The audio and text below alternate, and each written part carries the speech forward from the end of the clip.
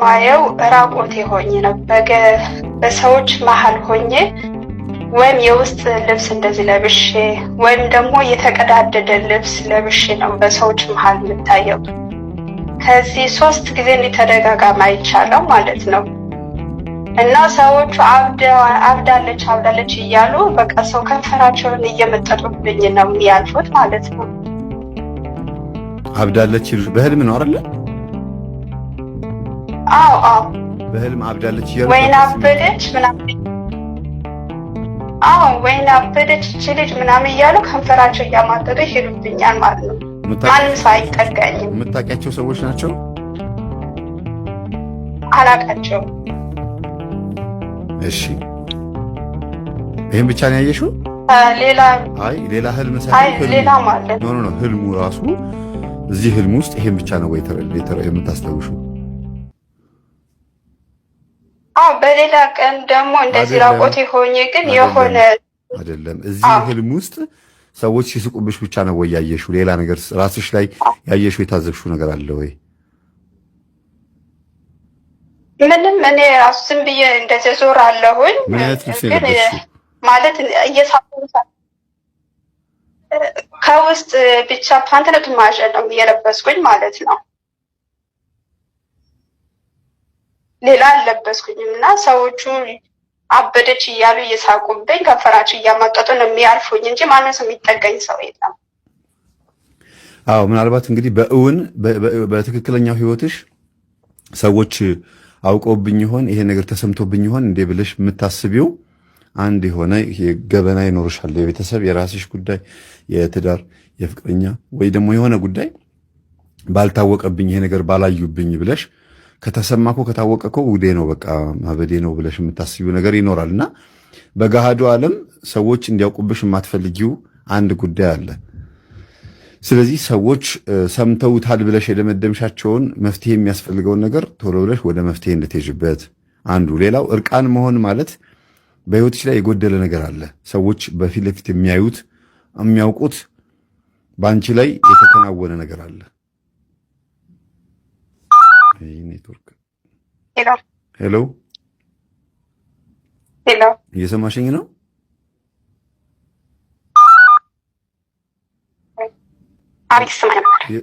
ሄሎ ቦታ ቀይረሽ ኔትወርክ ያለሽበት ቦታ እንዳይሆን። እዛው ነኝ ያለሁት አልቀየርኩም። እሺ በህልም ራቁት መሆን እና ደግሞ ሰዎች አይተውሽ ሲስቁብሽና ራስሽን ደግሞ በዛ መልኩ ማየት ማለት በጣም ከባድ የሆነ የስም መጥፋትም ይሁን የሆነ ውርደት አንዳንድ ነገሮች ሊመጣብሽ የሚችልበት ጉዳይ አለና አስተውዩ። አንድ ነገር ከመወሰንሽ በፊት የሆነ ልትወስኝ ያሰብሽው ነገር ካለ ጥንቃቄ ልታደርግ የሚገባሽ ነገር አለ ማለት ነው እና በሰው ፊት መሳቂያ እንዳትሆኝ። መምህር፣ ምክንያቱም እዚህ ጋር ያስታወስኩት ባለቤቴን በጣም በስራ ሰነፍ ነው እና እንደውም ከእሱ ጋር መለያየት ምናምን እፈልጋለሁ። የእሱ ይሁን እንደ መምህር በቃ በውስጤ የሆነ ተለያየ የሚል በውስጤ ያለ ምንድን ነው እሱ? ስንፍናው ስራ አይሰራም፣ ስራ አይወድም። በቃ ቢሰራ ምንም ነገር የሚይዘው ነገር የለም። በቃ ቁም ነገር የለውም መምህር። የሆነ 60 ዓመታችን ነው፣ ምንም አይነት ቁም ነገር የለውም። ልትፈቺው አሰብሽ ታዲያ? እኔ በቃ አንዳንዴ እኔ ብለየውስ ምንድን ነው በቃ መቼ ሁሌ ያው ከሆነ ሰው ልጅ ለውጥ መቼም ያስፈልገዋል እና ምን ያደርግልኛል የማለት ስሜት አለ። እኔ በሰው ሀገር ነኝ ያለሁት። እሱ እዛ ሰርቶ የሆነ ነገር ካላገዘኝ እኔ ብቻ ሰርቼ ምን ጥቅም አለው? ያው ነው ምናምን እያልኩኝ በጣም አስባለሁ። እኔ የምለው እኔ እስከዛሬ በህይወት ዘመኔ ከውጭ ሀገር ብር ተልኮላቸው ኢትዮጵያ ውስጥ በውጭ ሀገር ብር የሚኖሩ ሰዎች ጤነኛና ቁም ነገረኞች ናቸው ብዬ አላስብም። አንድም ቀን የፈለገ ነገር ምንድነው በ100% ባልን 90% ከውጭ ሀገር ገንዘብ የሚላክላቸው ሰዎች እና በሰው እጅ ላይ ፈንድ የሚደረግላቸው ይሄ የውርስ ገንዘብ ያገኙ ከውጭ ገንዘብ የሚላክላቸው ከየትም ከአውሮፓ የሚሆን ከአረብ ሀገር የሚላክላቸው ሰዎች እኔ ጤነኞች ናቸው ብዬ አላስብም። ማለቴ በገንዘቡ ህይወታቸው ተበላሽቶ ነው ያለው። በቃ አብዛኞቹ ማለት ነው ህይወታቸው ድብልቅልቅ ያለባቸው ኢቭን ከእናት ሳይቀር አባት ሁሉ ሳይቀር እንደዚህ የሚላክ ገንዘብ የለመዱ ሰዎች ስራ ሰነፍ ነው የሚሆኑት። እና ትልኪያለሽ፣ ትሰጪዋለሽ፣ ገንዘብ አስገባያለሽ፣ ትሰጪዋለሽ እንዴ? አልልክለትም። ብቻ መንጃ ፈቃድ አወጣሁለት። እሱም ይኸውና ምንም ነገር አይሰራበትም። ሰርቶ በቃ ያባክነ ምንም ነገር ለነገ ብሎ የሚይዘው ነገር የለም። በጣም ነው የሚያናድደኝ። በቃ የነገ ብሎ የሚያስበው ነገር የለም። ዛሬ ብቻ ተገኘ፣ ዛሬ ብቻ ነው በቃ ድፍትፍት የሚያደርገው። እና ይሄ ነገር በቃ አሰብኩኝ። አልወለድንም። ለምን? ያው እንደጋባን በ5 ወራችን ነው እኔ ወደ አረብ ሀገር የመጣሁኝ እና ያው አልቆየንም ከሱ ጋር ማለት ነው። ስለዚህ በሰርግ ነው ያገባችሁት? አዎ እንዲሁ ትንሽ ፕሮግራም በፊርማ ነው የተጋባነው። አሁን ያንቺ ራቁት ሆኖ መታየት ማለት ባልሽ ከአንቺ ጋር አለመሆኑ በውስጥ በፓንት ይቅርታ ለቃሉና ፓንት አይባልም፣ ግን በውስጥ ልብስሽ ወይ በፓንት መታየትሽ ፓንት አድርገሻል አይደለም? ስትታይ የዛን ጊዜ ትልማዛን ፓንት አድርጌያለሁ። ይሄን ሀፍረት አለመገለጡ ራሱ አንድ ነገር ነው። ሰው እንግዲህ የቀረው እሱ ነው። ትዳርሽ መለያየቱ ነው። አብራችሁ አለመኖራችሁ የታወቀ ነው በሰው ፊት። ግን የቀረው ደግሞ ይሄኛው ፓርት ነው። የኔ የምትይው አንቺ ብቻ የምታውቂውን ሰውነትሽን የሚያውቀው ባለቤትሽ በቃ በዛ ፐርሰንት ያንን ሁለቱን ጨርቆች ከላይና ከታች ያረሻሹ ጨርቆች ቢወልቁ ኖሮ ጥሩ አይደለም። ምናልባት የማይቀርለት ጉዳይ ይኖራልና ተጠንቀቂ። የማይሆን ውሳኔ እንዳትወስኝ ማለት ነው። ቅድም እንዳልኩሽ ያ ነው። የማይሆን ውሳኔ ልትወስኝ ካሰብሽ ስምሽ ይጠፋል ያልኩት ለዛ ነው። እኔ ራሱ በጣም በቃ መለያየት ነው የምፈልግ። ምክንያቱም ሁሌ ያው ከሆነ ሰው ልጅ ለውጥ ከሌለው ምን ትርጉም አለው? ነገ ልጆች እንኳን ብናፈራ ምንም አይነት እኔ ልንገርሽ እስቲ እኔ በአንቺ ቦታ ብሆን ልንገርሽ፣ አንቺ እኔን አግብተሽ የሄድሽ ብትሆኝና እኔ በሱ ቦታ ብሆን እኔም የማወራው ይኖረኛል እና ልክ እንደሱ ሆኜ ላውራሽ። እኔ አሁን ለምሳሌ አገባሹ በ5 ወር ሄድሽ። ይሄ ሰው ምንድን ነው ዕጣ ክፍሉ? ዕጣ ፈንታው ምንድን ነው? እስቲ አስቢው። ባል ነው፣ ወንድ ነው፣ ከሚስቱ ጋር መኖር ይፈልጋል። እዚህ ሆነሽ ጉሊትም ቸርችረሽ ቲማቲምም ሽንኩርትም ሸጠሽ ልትኖሪ ትችይ ነበረ። እሺ 1 ዓመት 2 ዓመት ስሪ። ያንን ያፈስሻትን ይዘሽ መተሽ ደግሞ የተወሰነ ሱቅ መንገዳገር ትችይ ነበረ። ይሄ ሰው ምንድነው አንቺ በሌለሽበት ውስጥ ሊያደርግ የሚችለው? እንደ ዓለማዊ ስታስቢ፣ እንደ መንፈሳዊ አይደለም፣ እንደ ዓለማዊ ምንድነው ማድረግ ያለበት? እንዴት ነው ማይለወጥ? አንድ ሰው እኮ ወኔ ያስፈልገው። አግብቻለሁ ካለ ካጠገቡ በርታ፣ አይዞህ፣ ይሄ ነገር እንደዚህ ቢሆን እንትን ብንገዛ ምናምን ሲባል ነው ገንዘቡን ለዚህ ያስቀምጠዋለሁ ቢለው። አጠገቡ የለሽ ለምን ላስቀምጠው ይላል።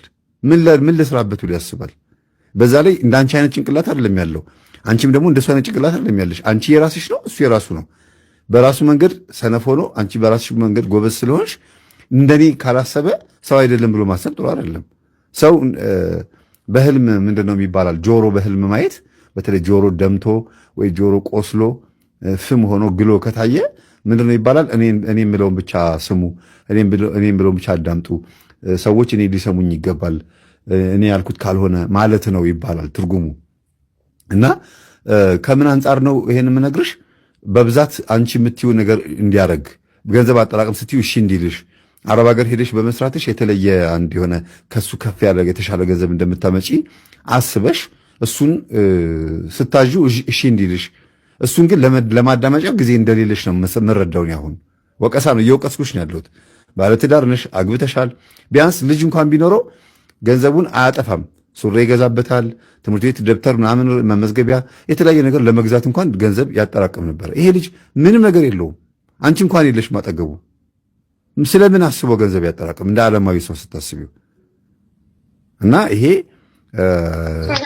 በጣም ወሳኝ ነው ብዬ አስባለሁ። መምጣት አለብሽ ስምሽ ከመጥፋቱ በፊት ቢያንስ እንኳን ወልደሽ ልጅሽን 1 ዓመት ወይ 2 ዓመት አሳድገሽ እናትም ካለች ከእናት ጋር አስቀምጠሽ ልጁን እየተመላለሰ እያየ አይኑ ማረፊያ ቢያገኝ ጥሩ ነው ብዬ አስባለሁ።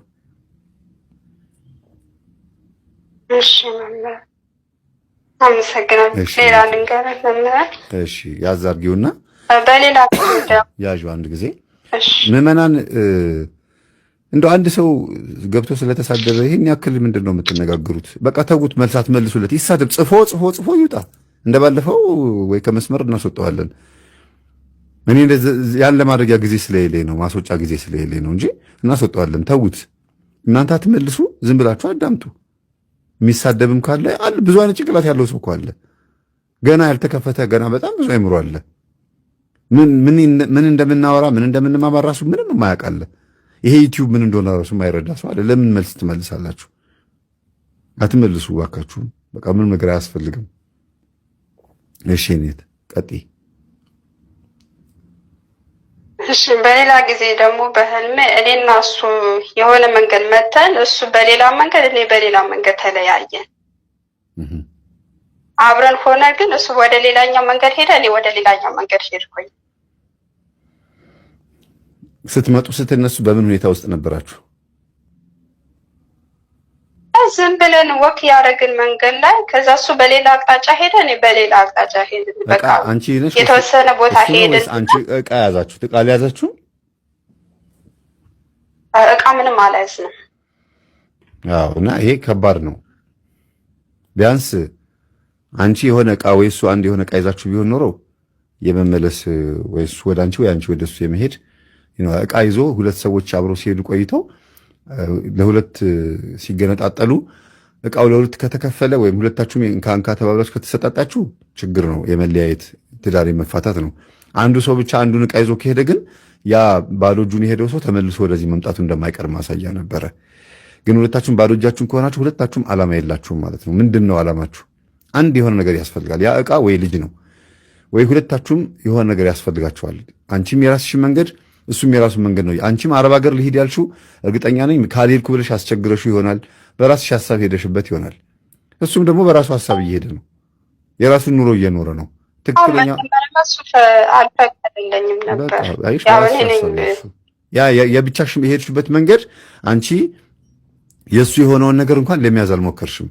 እቃ ይዘሽ ቢሆን ኖሮ አልኩሽ እኮ ከሱ የተከፈለ የሆነ ሐሳብ ሼር የምታደርገው ሐሳብ ይኖር ነበረ። ግን ብቻሽን ሄድሽው፣ ባዶ እጅሽን ሄድሽው፣ ራስሽን ችለሽ ነው ሄድሽው። ደግሞ ካገቡ በኋላ ልክ ከኔ ጋር የሆነ ሰው አለ እኔ ስለ ራሴ ብቻ ሳይሆን ስለዛም ሰው ማሰብ አለብኝ ብሎ ማሰብም ጭምር ነው እኮ አንድ ትዳር ማለት።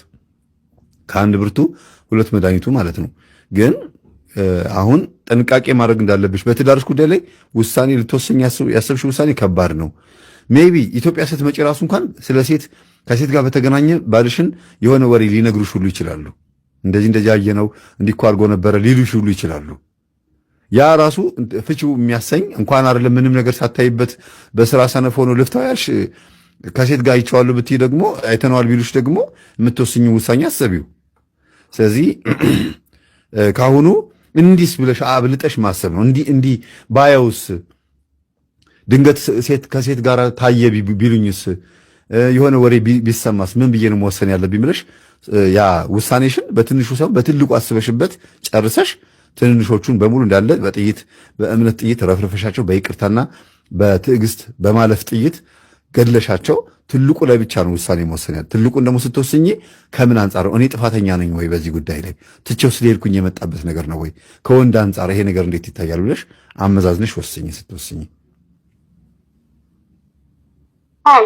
ቤተሰቦችም ራሱ ፈቃደኛ አይደሉም። ምክንያቱም ሁሌ ያው ከሆነ ምንድን ነው አንቺ ምናምን በጣም ብዙ ሰዎች በቃ እሱ እንድለየው ነው ሁሉም ሰው የሚመክረኝ። እሱ ዝም ብሎ እዛናዚህ እየሱረ በቃ ሁሉም ሰው የሚለኝ የስራ ሰነው ዓላማ የለውም፣ ቋሚ አይደለም። ዓላማ የሌለው ሰው ምንድን ነው ትርጉሙ ብለው በጣም ብዙ ሰዎችን ጓደኞች፣ ማንም ሰው እኔና እሱ አብረን መሆን ማንም ሰው ወደደው ሰው የለም። እኔ እስኪ ልንገርሽ አንድ ነገር፣ ባለቤትሽን ያገባሽው ምኑን አይተሽ ነው? እኔ በቃ ዝም ብዬ ድሃ ስለሆነ እኔም ድሃ ነኝ አንተም ድሃ ነህ ሰርተን እንለወጣለን ብለን አብረን ይሆን ነው እንጂ ምንም ኖሮት ሳይሆን በቃ አንተ ምንም የለም እኔ ምንም የለኝም ነገ ሰርተን ግን ሰው እንሆናለን በማለት ነው አብረን ይሆን ነው።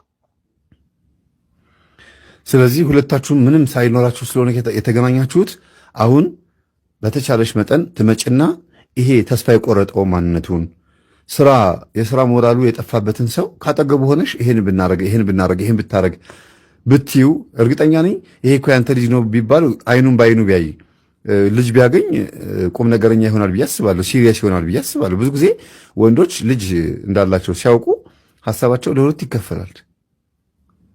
ዝም ብሎ እንትን ይነዳ የነበረ ወንድ ብዙ ጊዜ ልጅ ሲወልድ ነው የሚስተካከለው። ይህን ባህሪ ስላወቁ መሰለኝ አንዳንድ ሴቶች አረገዝኩ ብለው የሚናገሩት ወይም ደግሞ ማርገዛቸውን ድንገት እንደ ወንድ እንደ ትዳር እንደ ማጥመጃም የሚጠቀሙት ወንድ ምናልባት እንግዲህ ልጅ የሚወድ ከሆነ በተለይ የበለጠ ቶሎ የማሰብ ይኖረዋል፣ የማሰብ እድሉ ይኖረዋል ብዬ አስባለሁ። እና አንቺም ጥፋተኛ ነሽ በዚህ ልጅ ኬርለስ መሆን በስራ ወይም ደግሞ ሰዎች እንደሚያዩት ይሄ ምን ይጠቅማል አሉሽ። እንግዲህ ሀብት ያለው ገንዘብ ያለው መኪና ያለው ቢሆን ደግሞ የሚጠቅም ሰው ነው ብሎ ነው የሚያስቡት። የዓለም ዳኝነት ይሄ ነው።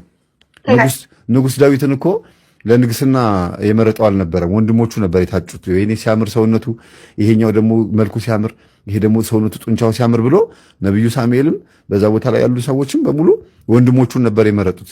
ግን እግዚአብሔር አልመረጣቸውም። ሌላ ልጅ አለ ሆይ ሲባል አዎ አንድ ልጅ አለ፣ ግን ትንሽ ልጅ ነው፣ እረኛ ነው ተባለ። እስቲ አምጣው ሲባል ሲመጣ ገና ነብዩ ሳሙኤል እጅ ላይ ያለው የዘይት ተንተከተከ ነው የሚለው፣ ፈላ ነው የሚለው። እና በስጋ የተናቁ በውስጣቸው ግን መልካም የሆኑ ሰዎች አሉ። ቤተሰቦችሽ የጠሉት ወይም ደግሞ እንደው ቢረዳቸው አሁን ይጠሉታል። በገንዘብ ቢረዳቸው ቁም ነገር የለውም።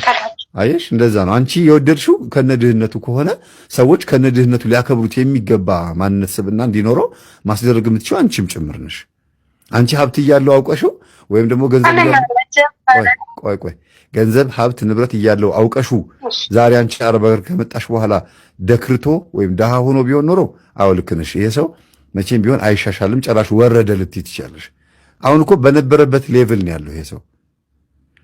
አገባ ትዳር የሚባለው ስምና ትዳር የሚባለው ስምና ፎቶ ነው የቀረው ይሄ ሰው። አንቺ አጠገቡ የለሽም። ስለዚህ ወስኝ፣ አስቢበት። ስምሽ እንዳይጠፋ ጥንቃቄ አድርጊ። እርቃን መሆን በህልም ማየት ስም መጥፋት ማለት ነው በምትወስኝ ውሳኔ። ወይም ደግሞ አሁን ልጁ ባለቤትሽ በሚታይበት ሁኔታ ስሙ ጠፍቷልና ወይም ስምሽ ጠፍቷልና እሱም ለብቻው አንቺም ለብቻው ሆነሽ እርቃናችሁን ሆናችሁ እንደ እርቃን ነው የሚቆጠረው። ባይዘው አብሮ ተጋብቶ አብሮ አለመኖር በዓለማዊም ሆነ በመንፈሳዊ አስተያየት ቢያንስ ዓላማ ያለው ልዩነት ከሆነ ችግር የለውም፣ ሁለቱም ታማኝ ከሆኑ። ከዛ ውጭ ግን ይህን ጥንቃቄ ልታደርጊበት ይገባል ብዬ አስባለሁ።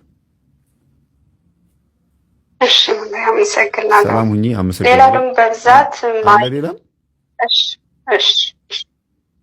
ነበር አባይ ልጨምርልህ? እሺ፣ አጠራጊው ብዙ ሰዎች መግባት አለባቸው። ሁሉንም ህልምማ በሌላ ጊዜ ደግሞ በቃ እርጉዝ ሆኜ የሆነ እቃ ተሸክሜ ነው ማየው። በተደጋጋሚ ይሄን ነገር አያለው። አንዳንዴ ደግሞ ስወልድ ነው ማየው በህልሜ። እና ደግሞ ሌላው ደግሞ ምግብ እየበላሁ አያለሁኝ። ምግብ እየበላሁ አንድ ላይ ነው። ከማን ጋር? አዎ፣ በብዛት ምግብ እየበላሁ ብቻዬን ምግብ እየበላሁኝ አያለው። በሌላ ጊዜ ደግሞ እርጉዝ ሆኜ እቃ ተሸክሜ እየወለድኩ ራሱ አያለሁኝ። ቅድም የተናገርኩት ነው። እርጉዝ መሆን በሐሳብ መብሰልሰል ነው። በህልም እርጉዝ ሆኖ ማየት ማለት ውስጥሽ አንድ የሆነ ያመቅሹ ለሰው ማትናገሪ ወይም መናገር የሚገባሽ ግን ያላወጣሽው ሐሳብ አለ ሊያዋልድሽ የሚገባ ቀኑን ጠብቆ የሚመጣ ነገር ነው እርግዝና ማየት። ስትወልጂ ካየሽ ደግሞ ሐሳብሽን ልትገላገዩ ነው። የሆነ ቁርጥ ውሳኔ ሊወሰንልሽ ነው። የሆነ ፍርድ ሊበየንልሽ ነው። የሆነ ጭንቀትሽን ልትገላገይ ነው። ግን አውጩ ማለት ነው። አውጩ እርዳታ። መቼም የምትወልድ ሴት ሰው ያስፈልጋታል አይደል?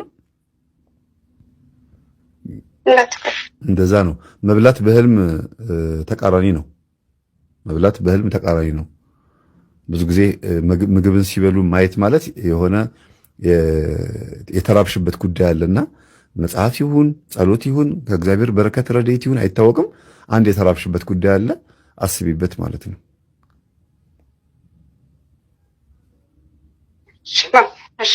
እሺ፣ አመሰግናለሁ። ሰላም።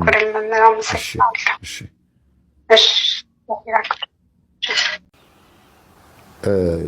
ሄጄ ላስቀድስ ነገ ጠዋት ተነስቼ ማስቀደስ አለብኝ ብለህ አላርም ሞልተሃል ወይም ሞልተሻል።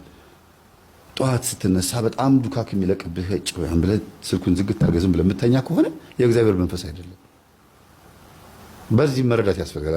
ነው እንደ አልጄሪያው ልታስተኛኝ ብሎ ብድግ ብሎ ፊትን ትጥብጥብ አድርጎ ፀጉርን ብስብስ አድርጎ ቶሎ ብሎ ንቅጥቅጥ ብሎ ነጠላ ለብሶ ጥርግ ብሎ ሄዶ ቅዳሴ ለመገኘት በቅጽበት በ10 ደቂቃ ውስጥ ቤተ መቅደስ ተገኝቶ ማስቀደስ፣ ከዛ በኋላ ሰይጣንን ወገቡን መስበር፣ አስቀድሶ መምጣት።